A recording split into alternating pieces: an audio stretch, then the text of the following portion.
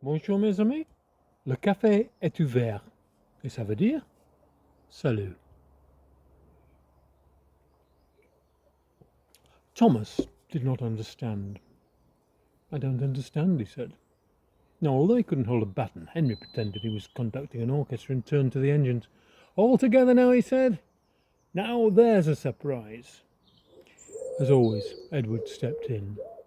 Edward was quite fond of Thomas, and he didn't like to see Henry make fun of him. What don't you understand? He asked. Sleepers, he said.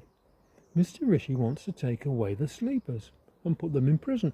If you took away the sleepers, the rails would go all wobbly and we'd come off the tracks. Now, my driver does say that it's only the rough sleepers that he wants to get rid of, but some of our sleepers are pretty rough, particularly those on the branch lines. They haven't been looked at in years. Austerity, said James, saving money. Mr. Rishi and his chums never travel on the branch lines, and they won't spend money on anything that doesn't benefit them. So far as they're concerned, the ordinary people can go to hell. Thomas thought about this for a moment. Is hell on a branch line? He asked. Wherever it is, said Percy, you get there in a handcart.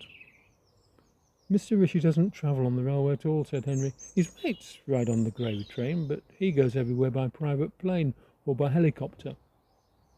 Edward explained that Mr. Rishi wasn't talking about railway sleepers, rough or otherwise. He was talking about people who had nowhere to live and had to sleep on the streets. Thomas was horrified. But surely everyone should have a roof over their head, he said. Edward sighed.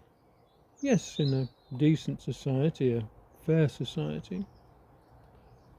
Thomas took a moment to think about this. Isn't that what Corbyn wanted? He asked. A decent society, a fair society.